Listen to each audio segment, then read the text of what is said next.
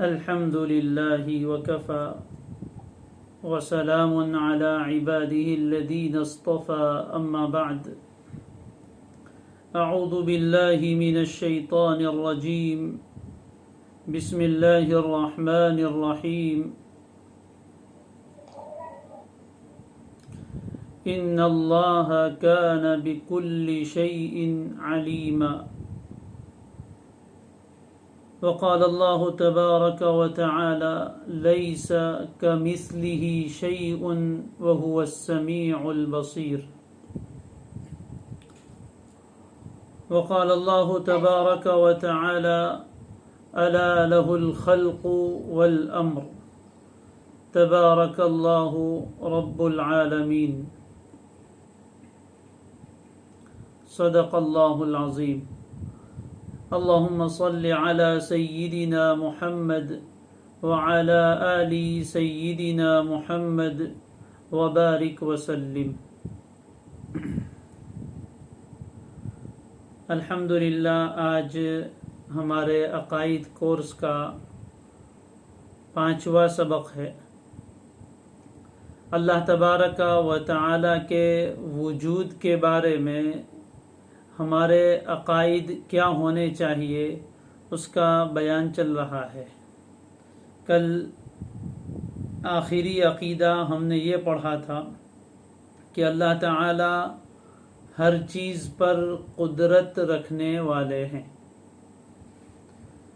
اور اس عقیدے پر مضبوطی کے ساتھ یقین رکھنے سے ہمیں کیا فائدے حاصل ہوتے ہیں وہ بھی کل ذکر کیا تھا کہ پھر انسان کی زندگی سے مایوسی نکل جاتی، پھر امیدیں اس کے دل میں جگہ اپنی بنا لیتی، پھر وہ مشکل حالات سے ڈرتا نہیں ہے، بے خوف ہو کر زندگی گزارتا ہے، وہ ٹینشن میں اور ڈپریشن میں مبتلا نہیں ہوتا، بلکہ ایک یقین والی، سکون والی، اطمینان والی زندگی بسر کرتا ہے۔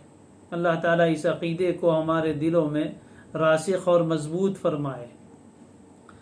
آج سب سے پہلا عقیدہ ہمارا یہ ہے کہ اللہ تبارک و تعالی ہر چیز کا علم رکھتے ہیں، کوئی چیز اس کے علم سے باہر نہیں ہے۔ اللہ تبارک و تعالی ہر چیز کا علم رکھتے ہیں، کوئی چیز اس کے علم سے باہر نہیں ہے۔ ذرے ذرے کا علم اللہ تبارک و تعالی کو حاصل ہے، یعنی اللہ تبارک و تعالی کے لیے صفت علم ثابت ماننا کہ اس کا وجود ہے، اور وجود میں یہ ساری صفات ہیں۔ ان میں سے ایک صفت کل بتائی تھی حیات، دوسری صفت بتائی تھی قیومیت یعنی سب کو تھامنے والا، نمبر 3 قدرت، یہ اللہ کی صفت ہے، نمبر 4 علم، یہ بھی اللہ تبارک و تعالی کی ذاتی صفت ہے۔ اور ذاتی صفت کسے کہتے ہیں کہ اگر وہ نہ ہو تو اس کی ضد ہوگی، اور اس کی ضد انتہائی بڑا عیب ہے۔ جیسے قدرت کی ضد عاجزی ہے، تو عاجز ہونا، بے بس ہونا، یہ بہت بڑا عیب ہے، اور اللہ تعالیٰ ہر عیب سے پاک ہے۔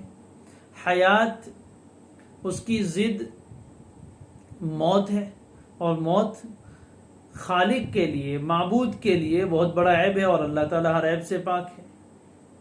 اسی طریقے سے اللہ تبارک و تعالیٰ کی ایک صفت ہے صفت علم، تو اللہ تبارک و تعالیٰ کائنات کی ہر چیز کا تفصیلی علم رکھتے ہیں، کوئی چیز اس کے علم سے باہر نہیں۔ قرآن مجید میں یہ مضمون جگہ جگہ بیان فرمایا گیا ہے، کہیں فرمایا ان اللہ کان بکل شیء علیما، اللہ ہر چیز کا پورا علم رکھنے والے۔ تو یہ کہیں یہ فرمایا، کبھی فرمایا لا يعزب عنہ مثقال ذرۃ فی الارض ولا فی السماء ولا اصغر من ذلك ولا اکبر الا فی کتاب مبین۔ آسمانوں میں، زمین میں، یعنی پوری کائنات میں کوئی ذرے کے برابر بھی چیز ایسی نہیں ہے جو اس کے علم سے باہر ہو، جو اس کے علم سے غائب ہو، اس کے علم میں نہ ہو. ایسا کوئی ذرہ بھی نہیں ہے.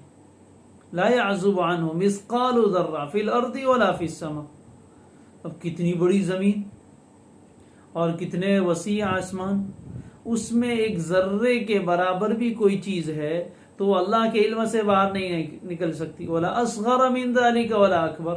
اس سے چھوٹی بھی کوئی چیز اگر آپ مان لو یا اس سے بڑی کوئی چیز ہے، کوئی چیز اس کے علم سے باہر نہیں ہے. اور صرف علم میں ہی نہیں، الا فی کتاب مبین، اللہ نے اپنے علم کے مطابق لوح محفوظ میں سب کو لکھوا بھی دیا ہے.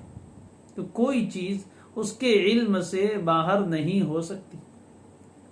کہیں فرمایا گیا لا يسقط من ورقۃ الا يعلمها ولا حبة في ظلمات الارض ولا رطب ولا يابس الا في كتاب مبين. دنیا میں درختوں کی تعداد بے شمار، بڑے بڑے جنگلات، اس میں بڑے پتوں والے درخت، چھوٹے پتے والے درخت. اللہ فرماتے ہیں کہ کوئی پتا، درخت کا کوئی پتا بھی گرتا ہے تو اس کے علم میں. ولا حبة في ظلمات الارض، زمین کے اندھیروں میں کوئی چھوٹے سے چھوٹا دانہ پڑا ہوا ہے، اسے بھی اللہ تعالی جانتا ہے. ولا رطب ولا یابس، کوئی خشک چیز ہو یا کوئی تر چیز ہو، یعنی جتنی چیزیں ہیں وہ سب کی سب چیزیں کتاب مبین یعنی لوح محفوظ میں اللہ نے ریکارڈ کروا لی. تو کوئی چیز اس کے علم سے باہر نہیں، چاہے وہ مادیات میں سے ہو یا محسوسات میں سے ہو یا محسوسات میں سے نہ ہو. ان اللہ علیم بذات الصدور، اللہ تبارک و تعالی سینوں میں اٹھنے والے خیالات کا بھی پورا علم رکھتے ہیں. حالانکہ وہ نظر نہیں آتے، اس کی کوئی آواز نہیں ہوتی، صرف خیالات ہے، لیکن وہ بھی اللہ تبارک و تعالی کے پورے علم میں ہے. لہذا اللہ تعالیٰ کو اس کا بھی کوئی چیز اس کے علم سے باہر نہیں. ہر چیز کا، ذرے ذرے کا، کائنات کی ہر چیز کا علم اللہ تبارک و تعالیٰ کو ہے. وَإِن تَكُ مِثْقَالَ حَبَّةٍ فَتَكُنْ فِي صَخْرَةٍ أَوْ فِي السَّمَاوَاتِ أَوْ فِي الْأَرْضِ يَأْتِ بِهَا اللَّهُ. آسمانوں میں، زمین میں کہیں بھی کوئی چھپ جائے پھر بھی اللہ تبارک و تعالیٰ اس کو لے آئیں گے. کوئی چیز اس کے علم سے باہر نہیں ہے. یہ اللہ تعالیٰ کا علم ہے، اور اس کا علم انتہائی درجے کامل، ہمارے جیسا ناقص نہیں. ہم کسی چیز کو جانتے بھی ہے تو ہمارا جاننا محدود ہے. اللہ تبارک و تعالیٰ کو ہر چیز کی تفصیل کا پورا علم ہے، ہر چیز کی حقیقتوں کا علم ہے. یعلم مثاقیل الجبال، دنیا میں جتنے پہاڑ ہیں ان کی وزن کو جانتا ہے. عدد قطر الامطار، بارش کے قطروں کی تعداد کو جانتا ہے. درختوں کے پتوں کی گنتی کو جانتا ہے، اور ریت کے ذرات کی تعداد کو جانتا ہے. سمندر کے پانی کے قطروں کی تعداد اور اس کے کیل اور میزان کو جانتا ہے. کوئی چیز اس کے علم سے باہر نہیں. یہ ہمارا عقیدہ ہے. اللہ تعالیٰ کو ہر چیز کا علم، مشرق میں، مغرب میں، شمال میں، جنوب میں، آسمانوں میں، زمین میں، آسمانوں سے اوپر، زمین سے نیچے، جہاں کہیں سمندروں میں، سمندروں کی تہ میں، کوئی چیز ایسی نہیں کہ جس کا علم اللہ کو نہ ہو. اور ہر وقت ہر چیز کا کامل علم. ایسا نہیں کہ ایک طرف کو دیکھے تو دوسری طرف سے غافل، ایک چیز کا علم ہو تو دوسری چیز کا نہیں، ایسا نہیں. ہر چیز کا تفصیلی علم ہے. جب یہ عقیدہ انسان صحیح معنی میں اپنا لیتا ہے تو اس کے دل میں اللہ تبارک و تعالیٰ کی عظمت کس قدر بڑھتی ہے، کہ اس کا علم کیسا. ظاہر ہے کہ اتنی بڑی کائنات کو چلانے کے لیے سب سے پہلے اس کا علم چاہیے، اور اللہ تبارک و تعالیٰ کو ہر چیز کا علم ہے. تو یہ عقیدہ ہمیں اپنانا ہے. مانتے ہیں، جانتے ہیں، لیکن اب اس کو استحضار بنانا ہے. یاد رکھیں، ہمارا یہ سبق صرف نالج بڑھانے کے لیے نہیں ہے، اپنے ایمان کی سطح کو بلند کرنے کے لیے بھی. اسی لیے قرآن مجید میں جگہ جگہ اللہ تبارک و تعالیٰ اپنی صفت علم کو مختلف انداز میں بیان فرماتے ہیں، اس لیے تاکہ ہمارے دل و دماغ میں یہ عقیدہ رچ بس جائے، الم یعلم بان اللہ یرا، انسان کو یہ بات نہیں معلوم کہ اللہ دیکھ رہے ہیں، یعنی اللہ تعالیٰ کو اس کی ہر چیز کا علم ہے۔ جب انسان کے اندر اس صفت پر اور اللہ تعالیٰ کے بارے میں یہ عقیدہ مضبوط اور پختہ ہو جاتا ہے تو پھر گناہوں سے بچنا آسان ہو جاتا ہے، کہ ہم چھپ چھپ کے گناہ کریں تب بھی اللہ کے علم میں ہے، دل میں کچھ سوچیں تب بھی جانتا ہے، خائنۃ الاعین وما تخفی الصدور، آنکھوں کی خیانت کو جانتا ہے، دلوں میں جو کچھ چھپا ہوا ہے اس کو بھی جانتا ہے۔ بند کمرے میں، بند دروازے میں، اندھیری کوٹھری میں کوئی آدمی کوئی گناہ کرے وہ بھی اللہ کے علم میں ہے، اور سب کے سامنے کرے وہ بھی علم میں ہے۔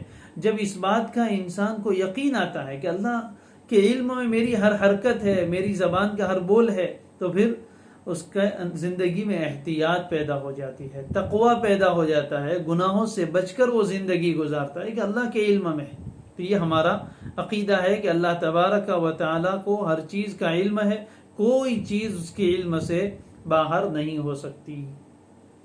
قرآن مجید میں سورہ حامیم السجدہ میں 24ویں پارے میں اللہ تبارک و تعالیٰ نے مشرکین کے بارے میں عموماً خصوصاً بیان فرمایا ہے کہ قیامت کے دن انسان کے عذابی گواہی دیں گے، تو وہاں فرمایا وَمَا كُنْتُمْ تَسْتَتِرُونَ أَن يَشْهَدَ عَلَيْكُمْ سَمْعُكُمْ وَلَا أَبْصَارُكُمْ وَلَا جُلُودُكُمْ، تم تو اس بات سے کوئی پردہ ہی نہیں کرتے تھے کہ تمہارے کان، تمہاری آنکھیں اور تمہاری چمڑیاں تمہارے خلاف اللہ کے یہاں گواہی دیں گی۔ وَلَكِنْ ظَنَنْتُمْ أَنَّ اللَّهَ لَا يَعْلَمُ كَثِيرًا مِمَّا تَعْمَلُونَ، لیکن تمہارا گمان یہ تھا کہ تم جو کچھ کرتے ہو، جو اعمال کرتے ہو، اس میں سے بہت سے اعمال اللہ جانتے ہی نہیں، یہ تمہاری سوچ تھی، تمہارا خیال تھا۔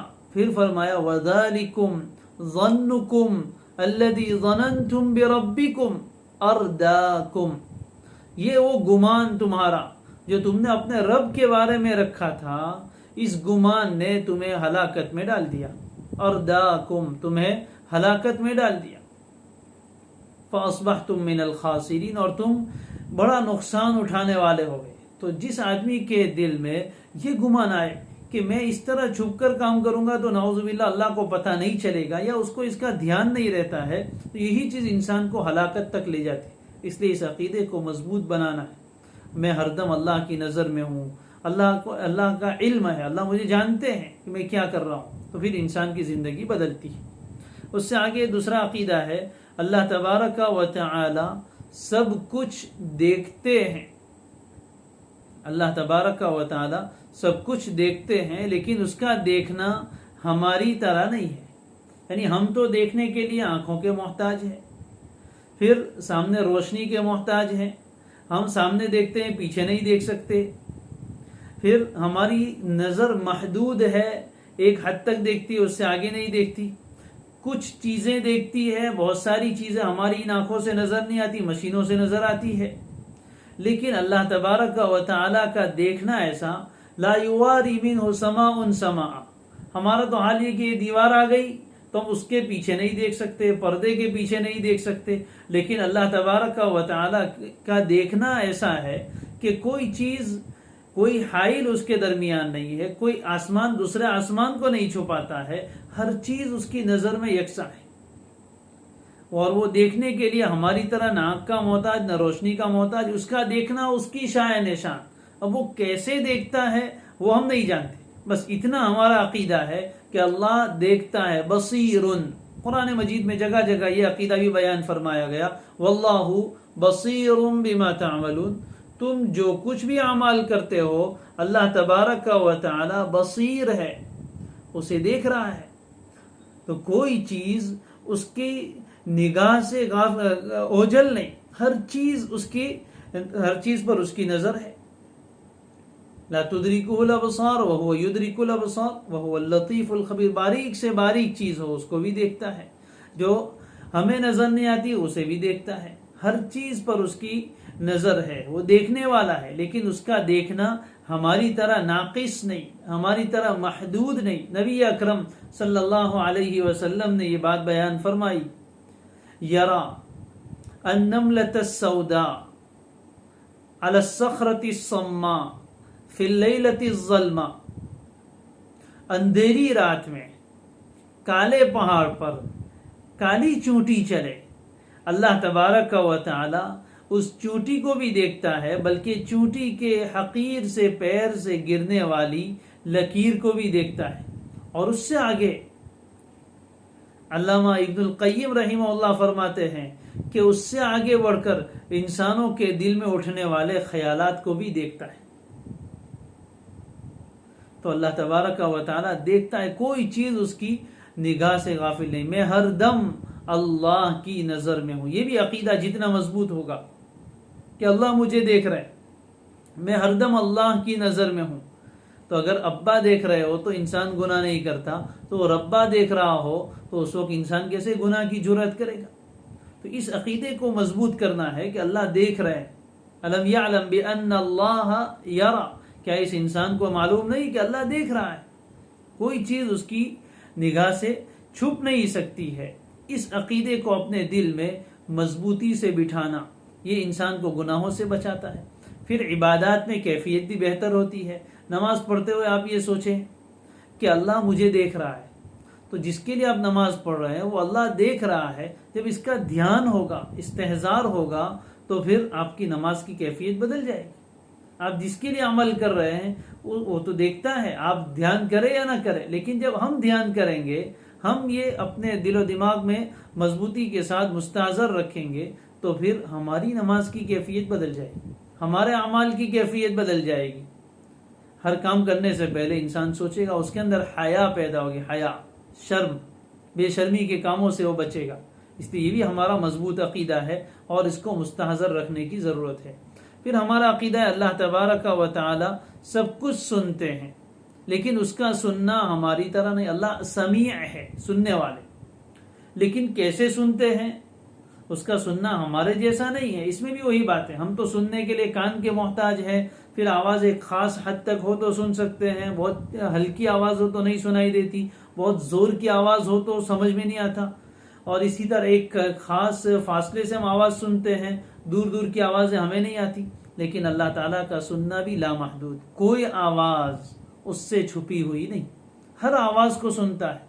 پھر ہمارا سننا تو ایسا کہ ہم دو آدمی کی بات ایک ساتھ نہیں سن سکتے، یعنی سمجھ نہیں سکتے، لیکن اللہ تعالیٰ پوری کائنات کے تمام انسانوں کی آواز ایک ساتھ سنے، سمجھے اور سب کی حاجتیں پوری فرمائے۔ ایسا اللہ کا سننا ہے، انتہائی درجے کا کامل، اس کی شایع نشان۔ وہ کیسے سنتے، کیفیت وہ ہمیں معلوم نہیں۔ اسی طرح ہمارا عقیدہ ہے اللہ تعالیٰ کلام فرماتے ہیں، کلام کرنا نہیں، گفتگو کرنا، بات کرنا۔ قرآن میں ہے وَكَلَّمَ اللَّهُ مُوسَى تَكْلِيمًا، اللہ تعالیٰ نے حضرت موسیٰ سے ہم کلامی فرمائی، گفتگو کی، بات کی۔ اب اللہ کی بات کیسی؟ وہ ہر اعتبار سے پاک ہے، ہماری طرح بولنے کے لیے زبان کا اور دوسری چیزوں کا محتاج نہیں ہے، نہ حروف کا محتاج ہے۔ اس کا کلام کیسا، وہ اس کی شایع نشان، اس کی کیفیت ہم جان ہی نہیں سکتے، اور نہ اس کے پیچھے پڑنا ہے کہ وہ کیسا کلام ہے۔ بس اللہ تعالیٰ کے بارے میں یہ عقیدہ قرآن و حدیث میں بیان فرمایا گیا، لہذا ہمارا عقیدہ ہے کہ اللہ تعالیٰ کلام فرماتے ہیں، لیکن اس کا کلام ہماری طرح نہیں ہے۔ وہ کلام کے لیے نہ کسی عضو کا محتاج ہے، نہ آواز کا محتاج ہے۔ اس کا کلام کیسا، وہ اس کی شایع نشان، اس کا سننا، اس کا دیکھنا، وہ سب اس کی شایع نشان ہے۔ میں نے پہلے کہا تھا لیس کمثلہ شیء، اس کے جیسی کوئی چیز ہے ہی نہیں، لہذا کوئی انسان اس کیفیت کو سمجھ نہیں سکتا۔ آگے ہمارا عقیدہ ہے اللہ تعالیٰ مخلوق جیسے ہاتھ، پاؤں، ناک، کان، آنکھ، یعنی یہ تمام اعضاء اور شکل و صورت سے پاک ہے۔ کل بتایا تھا اللہ تعالیٰ جسم سے پاک ہے، تو جسم سے پاک ہے تو جسم میں جو اعضاء ہے، جیسے ہاتھ ہے، پاؤں ہے، ناک ہے، کان ہے، آنکھ ہے، اور شکل و صورت ہماری ہے، اس طرح کی ہر چیز سے پاک ہے۔ لہذا ہم اپنے تخیل میں، تصور میں کوئی ایسی صورت قائم ہی نہیں کر سکتے۔ نراکار جس کو کہتے ہیں، اس کا کوئی آکار نہیں، وہ ہے، کیسا ہے، کس طرح کا ہے، اس کی کیفیت کیا ہے، وہ ہم جان سکتے نہیں۔ نہ اس کے پیچھے پڑنا چاہیے، نہ ان چیزوں میں زیادہ کھود کرید کرنی چاہیے۔ یہ فطری عقیدے ہیں جو ابھی ہم نے ذکر کیے ہیں، انشاءاللہ یہ باتیں سمجھ میں آ رہی ہوگی۔ آگے ہمارا عقیدہ ہے اس کائنات میں سب کچھ اللہ کے ارادے سے ہی ہوتا ہے. اس کائنات میں جو کچھ بھی ہو رہا ہے سب کا سب اللہ تعالی کے ارادے سے ہی ہو رہا ہے. اس کائنات میں جو بھی کچھ ہو رہا ہے اچھا یا برا، جو تغیر، جو تبدل، جو چینجنگ آ رہا ہے، رات کے بعد دن کا آنا، دن کے بعد رات کا آنا، بیماری، کسی کا بیمار ہونا، کسی کا شفایاب ہونا، کسی کا مرنا، کسی کا پیدا ہونا، کسی کا عزت والا ہونا، کسی کا ذلت والا ہونا، کسی کا طاقتور ہو جانا، کسی کا کمزور ہو جانا، یہ سب چیزیں دنیا میں جتنے تغیرات، تبدلات ہو رہے ہیں، چاہے انسانوں میں ہو، جناتوں میں ہو، حیوانات میں ہو، جنگلات میں ہو، اور کائنات کی جس کسی مخلوق میں ہو، وہ سب کا سب اللہ تعالیٰ کے ارادے سے ہی ہوتا ہے. اس کے ارادے کے بغیر کچھ نہیں. اللہ تعالیٰ کا ہر ارادہ پورا ہو کر رہتا ہے. وہ ارادہ کرے اور ایسا واقع نہ ہو، یہ ممکن نہیں. اللہ کا ارادہ ہی وجود، اور جو کچھ واقع ہو رہا ہے، جو کچھ ہو رہا ہے، وہ سب اللہ کے ارادے سے. اللہ جو چاہتا ہے، یعنی اللہ جس بات کا ارادہ کرتا ہے ویسا ہی ہوتا ہے، اور جو کچھ ہو رہا ہے وہ سب کا سب اللہ تعالیٰ کے ارادے سے ہو رہا ہے. اس کے ارادے کے بغیر کچھ نہیں ہوتا. یفعل ما یشاء، جو چاہتا ہے کرتا ہے. فعال لما یرید، اور جو ارادہ کرتا ہے اس کو کر گزرتا ہے، یعنی اس کے ارادے کو کوئی روکنے والا نہیں. اللہ تعالیٰ کسی کے ساتھ بھلائی کا ارادہ کرے تو کوئی اس کو روک نہیں سکتا. کسی کو نفع پہنچانے کا ارادہ کرے تو اس کو کوئی نقصان نہیں پہنچا سکتا، اس نفع کو کوئی روک نہیں سکتا. اللہ تعالیٰ کسی کو نقصان پہنچانے کا ارادہ کرے تو کوئی اس کو نقصان سے بچا نہیں سکتا.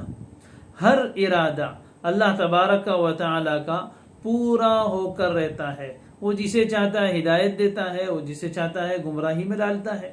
وہ جسے چاہتا ہے عزت دیتا ہے، وہ جسے چاہتا ہے ذلیل کرتا ہے. وہ جسے چاہتا ہے زندگی دیتا ہے، وہ جسے چاہتا ہے موت دیتا ہے. غرض یہ کہ پوری کائنات کی تمام نقل و حرکت، پوری کائنات کے تمام تغیرات و تبدلات، پوری کائنات کا جتنا بھی نظام ہے، یہ سب کا سب اللہ تعالی کے ارادے سے ہو رہا ہے.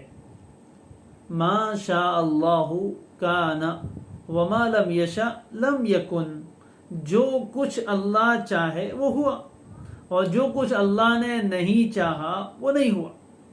یہ بھی عقیدہ اتنا اگر مضبوط ہو جائے، صبح شام کی دعاؤں میں نبی اکرم صلی اللہ علیہ وسلم نے دعا سکھائی، ما شاء اللہ کان وما لم یشاء لم یکن.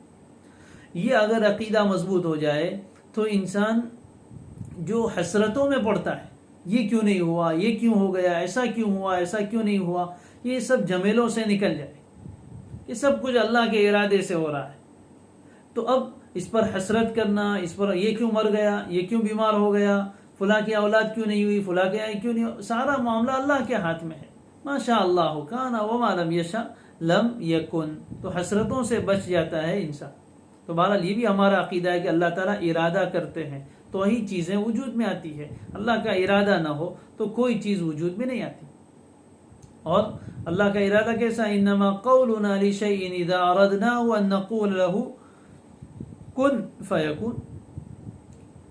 ہم جب اللہ تعالیٰ فرماتے، جب ہم کسی چیز کا ارادہ کرتے ہیں تو بس اتنا اس کو کہہ دیتے کہ ہو جا، اور وہ چیز ہو جاتی ہے. اللہ کا ارادہ ہی وجود بن جاتا ہے. تو یہ بھی ہمارا عقیدہ ہے. اس سے آگے ہمارا عقیدہ ہے اللہ تعالیٰ ہی زمین و آسمان اور ان کے درمیان کی تمام چیزوں، یعنی پوری کائنات کو تنے تنہا اکیلا پیدا کرنے والا ہے. خالق صرف اللہ ہے. تکوین کی صفت، تکوین یعنی بنانا.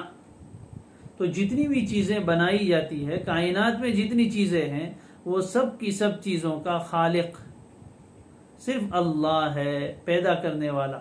زمین ہو، آسمان ہو، زمین و آسمان کے درمیان کی جتنی چیزیں ہیں، یعنی پوری کائنات کا اکیلا تنے تنہا پیدا کرنے والا صرف اور صرف اللہ ہے.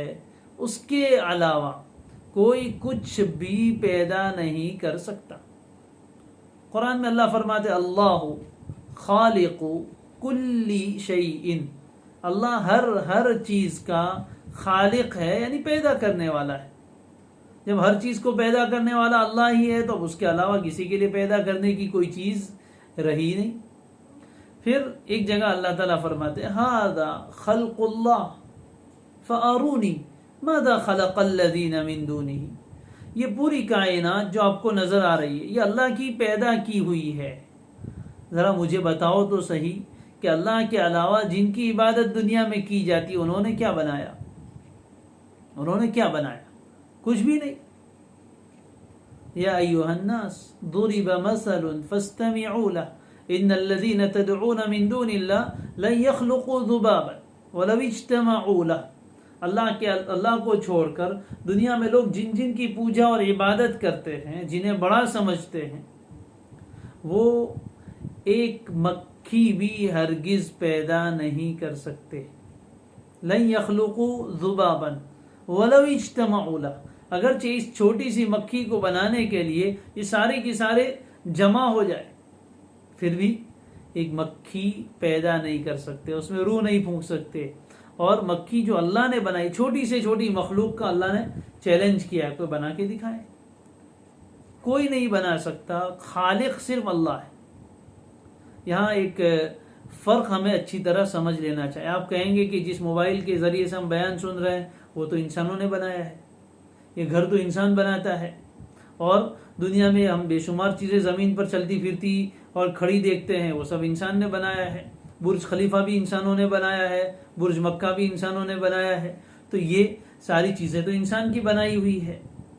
تو ایک چیز اچھی طرح سمجھ لیجئے، ایک ہے خلق، اللہ خالق ہے اور ہم سب مخلوق ہے، تو ایک ہے خلق جس کا اردو میں ترجمہ عام طور پر ہم کر لیتے ہیں پیدا کر لینا، عدم سے وجود میں لے آنا، اور ایک ہے صنع، عربی میں اس کو کیا بولتے ہیں؟ صنع، کاریگری، اور اس کو بولتے ہیں ترکیب، یعنی الگ الگ چیزوں کو ملا کر کوئی چیز بنا دینا، یعنی کسی چیز کی شکل و صورت بنا دینا۔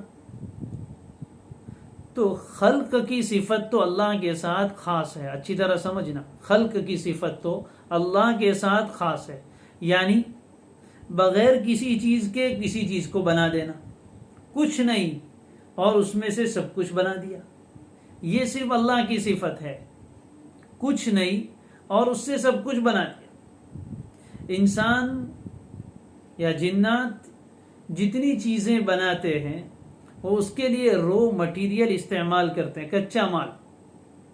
مکان بنانا ہے تو اینٹ، ریت، سیمنٹ، لوہا اور یہ سب چیزیں استعمال کرتے ہیں، اس کو مرکب کر دینے ملاتے ہیں، ایک خاص شکل میں اس کو ترتیب دے کر انسان گھر بنا دیتا ہے، عمارت بنا دیتا ہے۔ لیکن انسان اس رو مٹیریل کے بغیر کچھ بنا کے دکھائے، ایسا ممکن نہیں ہے۔ اللہ نے جو چیزیں بنائی ہے، لوہا اللہ نے بنایا، اور مٹی اللہ نے بنائی، اینٹ اللہ نے بنائی، اور پتھر اللہ نے بنائے، اور باقی ساری چیزیں اللہ نے بنائی، انسانوں نے ان سب چیزوں کو جمع کیا، اور وہ خود عقل بھی اللہ کی دی ہوئی استعمال کی، اور اس کے ذریعے سے ایک چیز کی شکل دی۔ اس کو صنع تو کہتے ہیں، اس لیے عربی میں فیکٹری کو مصنع کہتے ہیں۔ فیکٹری میں رو مٹیریل لا کر کوئی چیز بنائی جاتی ہے، وہ مصنع ہے، کارخانہ۔ تو خلق یہ صرف اللہ کی صفت ہے۔ اللہ تعالیٰ نے لوہا بنایا تو لوہے کے لیے کوئی پہلے رو مٹیریل نہیں تھا، بس اپنے امر سے بنا دیا۔ زمین و آسمان بنائے تو رو مٹیریل کہاں سے لائے؟ صرف اللہ کا امر تھا اور وہ چیزیں وجود میں آ گئی۔ تو اس کو کہتے ہیں خلق، یہ صرف اللہ کی صفت ہے۔ کوئی انسان، کوئی مخلوق خلق کا کام نہیں کر سکتے، نہیں بغیر کسی چیز کے کوئی چیز بنا دے، ایسا ناممکن ہے۔ اس لیے دونوں میں فرق سمجھنا چاہیے۔ خلق صرف اللہ کی صفت ہے، اور انسانوں کا کام کیا ہے؟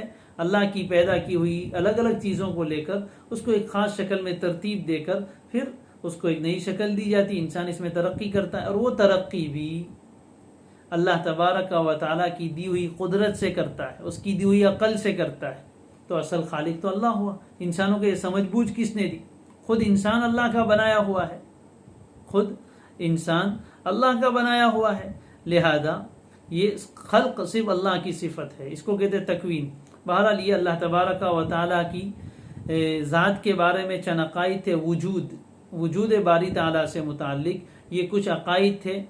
میں نے شروع میں کہا تھا کہ اللہ تعالیٰ پر ایمان لانے کے میں 4 باتوں پر ایمان ہے۔ نمبر 1 اللہ کے وجود پر ایمان، اور اسی پر ہماری بات چلی تھی، وجود کو بھی ثابت کیا تھا، اور اس کے بعد وجود کے ساتھ اللہ کا وجود کب سے ہے، کب تک رہے گا، پھر وہ کس طرح وجود میں آیا اور کہاں ہے، اور اس کا وجود کیسا ہے، اس سلسلے میں جو عقائد ہے اور وجود میں کون کون سے کمالات ہیں وہ بیان کیے گئے۔ یہ اللہ تعالیٰ کے وجود سے متعلق عقائد تھے۔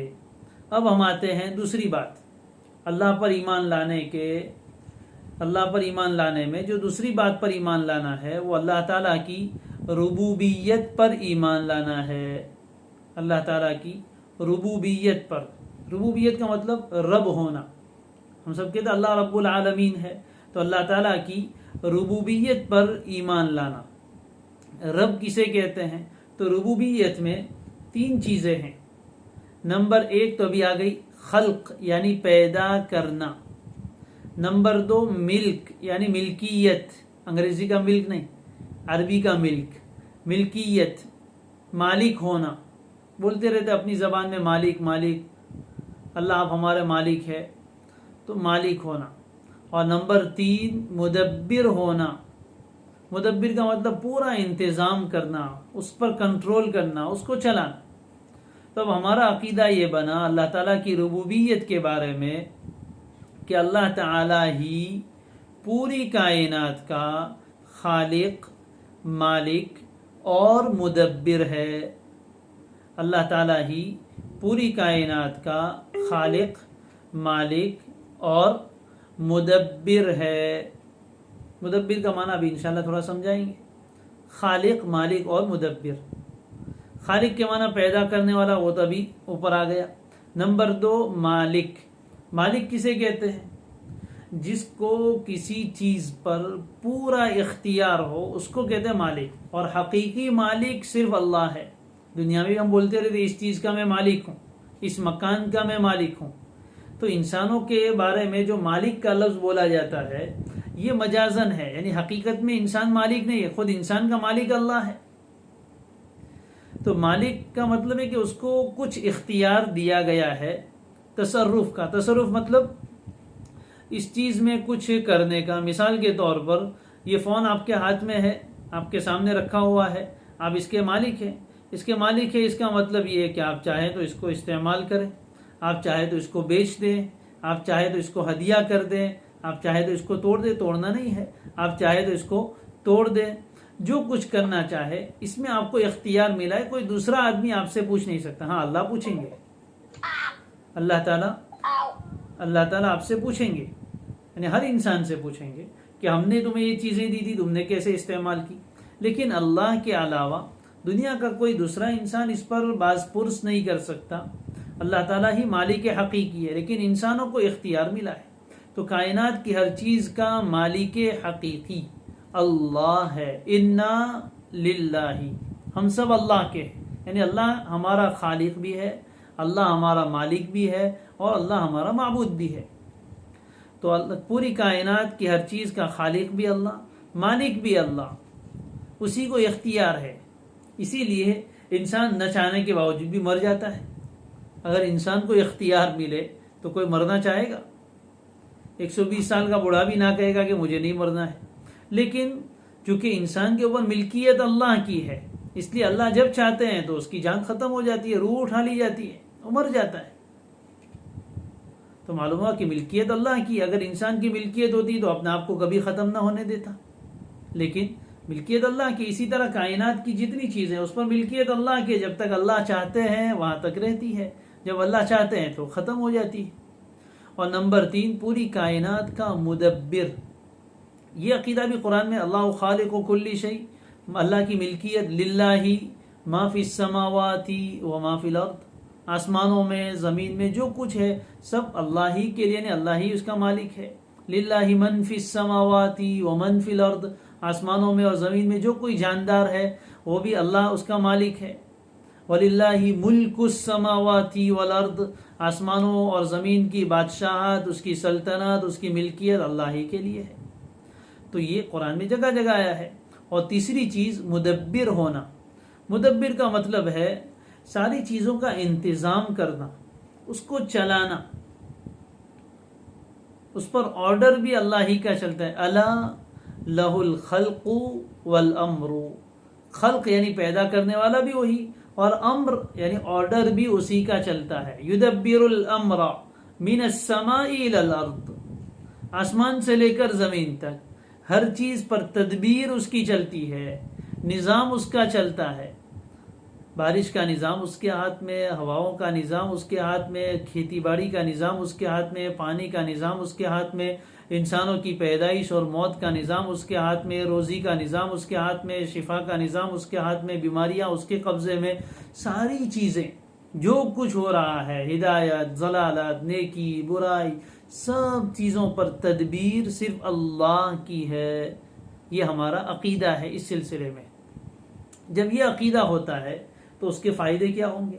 اس کا سب سے پہلا فائدہ یہ ہوگا کہ اللہ تعالیٰ کے ساتھ تعلق مضبوط ہوگا، اس لیے کہ جب انسان کا یقین بنتا ہے کہ سب کو پیدا کرنے والا وہ، سب کا مالک ہو، سب پر کنٹرول اس کا، تو اب جو ایسی طاقت والی ذات ہے، ایسی اختیار والی ذات ہے، اس کے ساتھ ہی انسان جڑے گا نا۔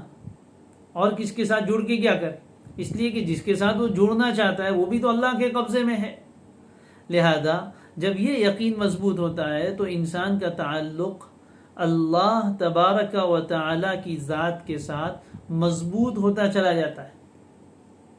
اس کے ساتھ ایک انسیت ہوتی ہے کہ وہ میرا بھی پیدا کرنے والا، پوری کائنات کا پیدا کرنے والا، وہ کیسا قدرت والا، وہ کیسا علم والا، وہ کیسا طاقت والا، وہ کیسا مہربان۔ پھر سب چیزوں کا مالک ہو تو اس کی ملکیت کتنی بڑی، اور سب چیزوں کا مدبر ہو، سب چیزوں کو چلانے والا وہ، لہذا ہم ہر گھڑی اس کے محتاج ہوئے، لہذا ہمیں اسی سے اپنے آپ کو جوڑنا پڑے گا۔ نمبر 2، دوسرا فائدہ یہ ہوگا اس عقیدے کا کہ مخلوق کا خوف دل سے نکل جائے گا۔ آج ہم ڈرتے رہتے، یہ ایسا کر ڈالے گا، وہ ایسا کرے گا، فلاں ایسا کر دے گا، فلاں ملک والے ایسا کریں گے، فلاں بادشاہ یہ کرے گا، فلاں وزیر اعظم یہ کرے گا، فلاں افسر یہ کرے گا، فلاں طاقتور پہلوان یہ کرے۔ مخلوق کا بیجا خوف ہمارے دلوں میں بیٹھا ہوا ہے۔ جب یہ عقیدہ مضبوط ہوتا ہے تو یہ خوف دل سے نکل جاتا ہے، کسی سے پھر انسان ڈرتا نہیں ہے۔ کہ خوف کس کا؟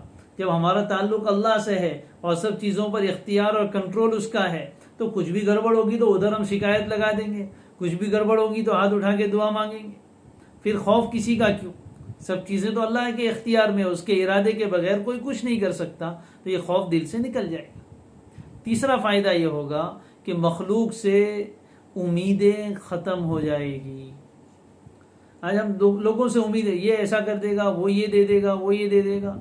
جب یہ چیز یقین میں آ جائے گی کہ اللہ تعالیٰ ہی سب کچھ کرتے ہیں، مدبر وہی ہے، تو پھر مخلوق سے امید کیسی؟ امیدیں اسی سے لگائیں گے۔ ہاں واسطہ وہ بنائے گا، لیکن ہم ڈائریکٹ کانٹیکٹ ادھر کریں گے۔ پھر اللہ تعالیٰ جہاں سے چاہیں گے ہماری ضرورت پوری کریں گے۔ دنیا کو اللہ نے دارالاسباب بنایا ہے، لہٰذا یہاں عام طور پر کام اسباب کے ماتحت چلتے اور اللہ کو یہی پسند ہے۔ لیکن جب ہم اللہ سے مانگتے ہیں تو اللہ تبارک و تعالیٰ کسی بندے کے دل میں ڈالتے ہیں، اسباب پیدا کرتے ہیں، اور پھر وہ چیز ہمیں ملتی ہے۔ تو مخلوق سے امیدیں ختم ہو جائے گی، خالق سے امیدیں وابستہ ہو جائے گی۔ یہ ہمارے کتنے پیارے عقائد ہیں اللہ کی ربوبیت کے بارے میں۔ اب آگے اللہ کی ربوبیت کو تو عام طور پر دنیا کے تمام لوگ تسلیم کرتے ہیں۔ قرآن مجید میں اللہ تعالیٰ فرماتے ہیں قُلْ مَن رَّبُّ السَّمَاوَاتِ وَالْأَرْضِ، یا پیغمبر ان مشرکین سے پوچھئے کہ آسمانوں اور زمین کا رب کون ہے، تو یہ کہیں گے سَيَقُولُونَ اللَّهُ۔ جواب میں وہ بھی کیا کہتے تھے؟ اللہ ہے۔ یہ تو سب مانتے ہیں، جو مشرکین ہے وہ بھی اتنی بات تو مانتے ہیں کہ اس کائنات کا پیدا کرنے والا کون ہے۔ وہ اپنے کسی دیوی دیوتا کو نہیں مانتے، وہ اپنی زبان میں بولتے، کوئی کہتا ہے اوپر والا، کوئی کہتا ہے بھگوان، الگ الگ نام سے لوگ بولتے ہیں۔ ہم اللہ کہتے ہیں، تو وہ بھی اپنے کسی معبود کے بارے میں، جس دیوی دیوتا کی وہ پوجا کرتے اس کے بارے میں وہ یہ نہیں کہتے کہ اس نے پوری کائنات کو پیدا کیا ہے، تو اللہ تعالیٰ کو رب مانتے ہیں۔ بلکہ بہت سی مرتبہ روزی دینے والا بھی، اکثر مشرکین کا عقیدہ ہے کہ اوپر والا روزی دیتا ہے، لیکن صرف معاملہ یہیں ختم نہیں ہو جاتا ہے۔ نجات کا دار و مدار صرف ربوبیت پر ایمان لانے میں نہیں ہے، اس سے آگے ہے، وہ ہے الوہیت، یعنی اللہ کو رب بھی مانے اور اس کے بعد پھر اللہ ہی کو اپنا معبود بھی مانے۔ انشاءاللہ اس کا بیان آئندہ کل آئے گا۔ تو بہرحال ربوبیت پر ایمان بھی ضروری ہے۔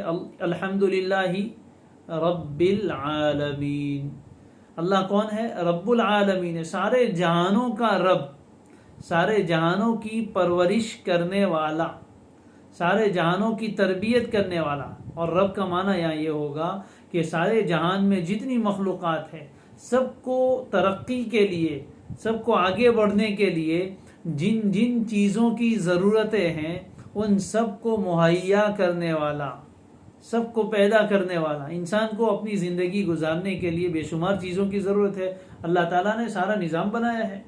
غلے اگتے ہیں، انسان کھاتا ہے، پانی زمین سے نکلتا ہے، آسمان سے برستا ہے، انسان اپنی پیاس بجھاتا ہے، اور ضرورت کی ساری چیزیں اللہ تعالیٰ مہیا فرماتے۔ وہ رب ہے، پرورش کرنے والے، اور پھر وہ رب ظاہر کا بھی ہے اور باطن کا بھی۔ انشاءاللہ کبھی موقع ہے تو اس پر بات کریں گے۔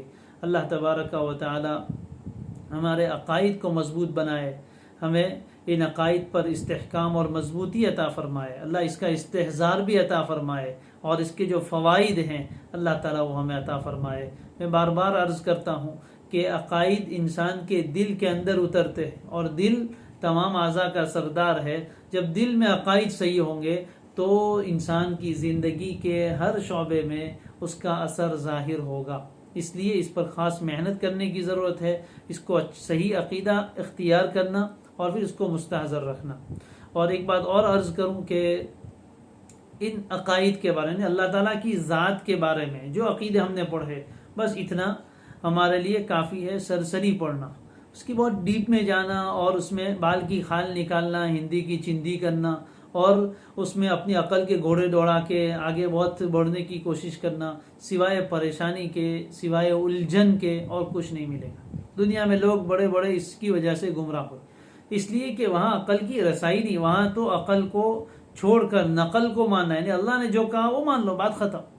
آدمی یہ چاہے کہ ہر چیز میری عقل میں آ جائے تو عقل تیری بہت چھوٹی ہے، اس میں ساری چیزیں نہیں آ سکتی، اور ہر چیز انسان نہیں سمجھ سکتا ہے۔ کچھ چیزوں کے موقع پر انسان کو اپنی عقل کو چھوڑ کر اللہ تبارک و تعالی پر اور اس کے رسولوں پر اعتماد کر کے ہی آگے بڑھنا پڑتا ہے۔ اللہ تعالی ہم سب کو اس کی توفیق عطا فرمائے، ہم سب کو ہدایت پر استقامت عطا فرمائے، گمراہی سے اللہ تعالی ہماری حفاظت فرمائے، آمین۔ سبحان اللہ و بحمدہ، سبحانک اللہم و بحمدک، نشہد ان لا الہ الا انت ونستغفرک ونتوب الیک۔